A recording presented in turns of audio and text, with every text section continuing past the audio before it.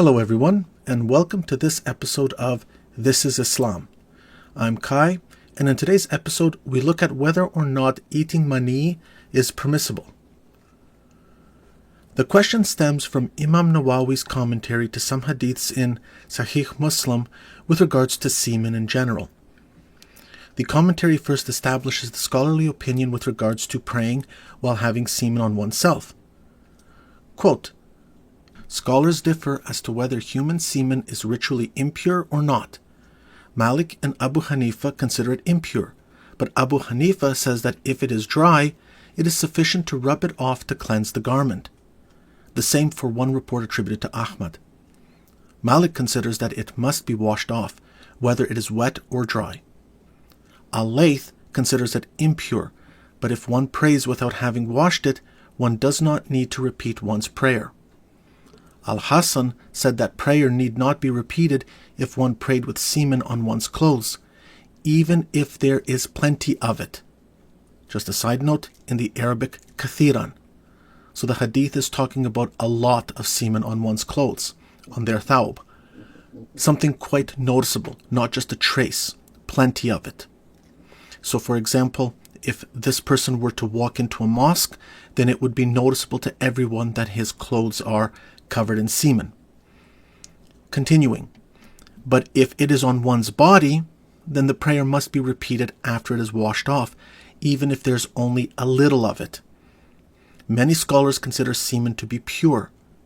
This is reported to be the view of Ali ibn Abu Talib, Sa'ad ibn Abi Waqqas, Ibn Umar, Aisha, Dawood, and Ahmad, according to the more accurate of the two views attributed to him.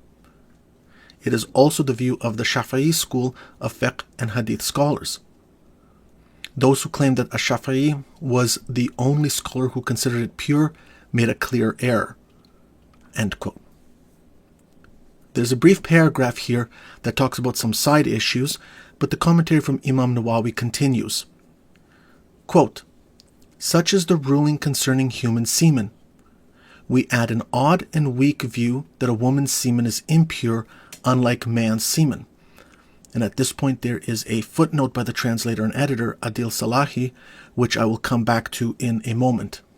Continuing, "We add an odd and weak view that a woman's semen is impure, unlike man's semen. An even weaker view is that the semen of both is impure. The correct view is that both are pure. Another question is, since semen is pure, is it permissible to eat?" Okay, I want everyone to understand that this is in the original Arabic. Yes, indeed, the question being asked is it permissible to eat semen? The commentary continues. There are two views on this point, but the more correct one is that it is forbidden because it is dirty. As such, it belongs to the category of foul stuffs that are forbidden for Muslims to eat. The semen of other animals, such as dogs and pigs, or a cross between either one of these two and another animal, is impure, and there is no difference of views on this point. As for other animals, there are three different views, and the more correct of these is that their semen is all pure, whether such animals are permissible to eat or not. The second view is that they are all impure, and the third view is that the semen of animals that may be eaten is pure, but that of other animals is impure, but God knows best. End quote. So not only is this commentary attempting to ascertain the permissibility of eating semen, it's also examining the purity of semen from various types of animals, including hybrids. I'm not making this stuff up. I'm giving you the sources where you can look this up yourselves, including the original Arabic. Now, returning to the footnote, Adil Salahi, who is the translator and editor, writes, quote, "The point about eating semen is a detail that follows from it being ritually pure or impure. I considered deleting this paragraph as it is irrelevant.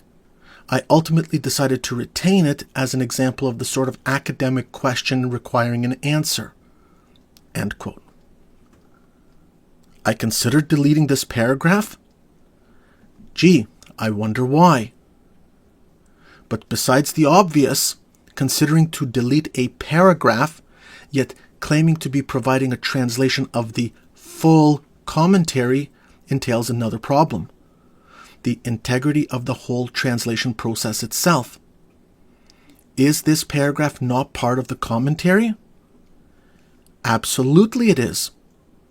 Whatever the reasons Nawawi had for writing that paragraph as part of his commentary, it's overstepping the bounds for Adil Salahi to be injecting his own value judgments into the translation process and giving the excuse for keeping this paragraph in because it demonstrates some sort of academic purpose.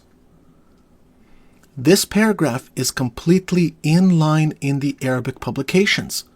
It's not set aside as a footnote or whatever. It is 100% completely in line with the main commentary text of Nawawi, which anyone can go and verify. Rather, the author knows how embarrassing this commentary is, but he also knows that if he were to not include it, then his professionalism would be in question. You can't claim to be providing a translation of the full commentary, yet be selective with the text, making value judgment decisions what and what not to translate. The point is to provide Nawawi's commentary in full, not make judgments on the value of Nawawi's commentary or justifications why something in Nawawi's commentary should or should not be translated. Those studying Nawawi's commentaries have their reasons why it's essential to provide a complete translation if that's how these volumes are being marketed. Some people may want to study Nawawi from a historical perspective. Others may want to study Nawawi with respect to fiqh. Others may want to study Nawawi for his analysis on the reliability of hadith narrators, while others may want to use Nawawi to make YouTube videos to present authentic Islam. It's completely fine for a translator to be selective, but don't then turn around and claim you are providing a translation of the full commentary if that's really not the case. Just to be clear, Adil Salahi did indeed translate this portion as I cited it, so I don't want people to misunderstand me to think I'm saying he didn't. But we clearly see in his own words that he was wrestling with the issue. But now someone may point out that the cover of the book presents Adil Salahi as not only the translator, but also the editor, thereby supposedly giving him the flexibility in being selective. This argument does not work because by editing in the context of this series is meant to rearrange the original Arabic material in a way that is more conducive to modern ways of reading and overall textual layout, and to facilitate easier absorption of the content, as well as provide explanatory notes for things that Nawawi assumed of his targeted audience at the time that not everyone nowadays will readily know or be aware of. So Adil Salahi's role as editor is to basically make the text more accessible to us, not decide what and what not to translate. The overall point I'm making is that to even entertain the idea to possibly not translate the paragraph and then make up an excuse as to why in the end it should be translated puts into question the integrity of the translation process. Such a situation should never arise to begin with. Moreover, we don't award points for choosing to do what should be done in the first place. A full commentary means a full commentary. It means one does not inject their own value judgments on the contents of the source material. People like Adil Salahi have no business making the call whether something is or is not relevant if they claim to be providing a full translation. But we can all read between the lines, and no one is buying the BS that any of this has to do with hypothetical questions or academic thought experiments. But just so that everyone appreciates the fuller context of these commentaries, they stem from a set of hadiths in Sahih Muslim on the theme of what to do when one has semen on their clothes. The following are two hadiths to illustrate the point. The first hadith, quote, Alqama and Aswad reported, A person stayed in the house of Aisha and in the morning began to wash his garment.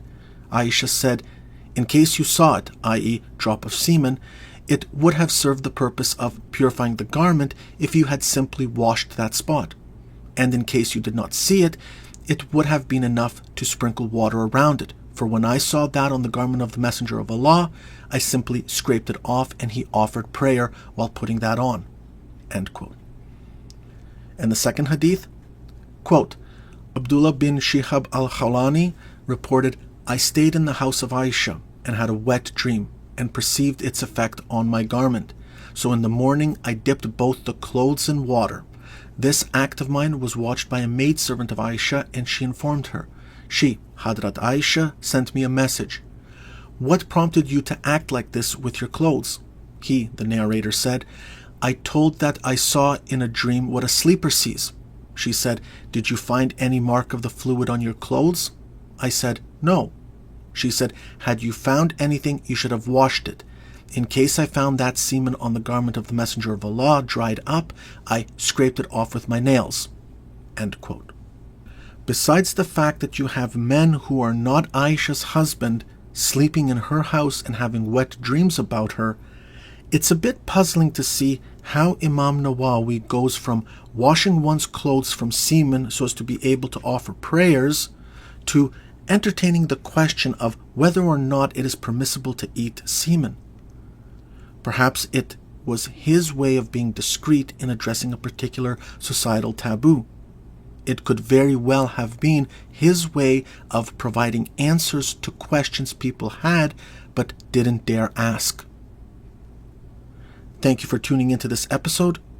Next time on This is Islam, I will discuss obligatory ghusl, those instances when full body ritual bathing becomes mandatory after committing certain acts. Stay tuned.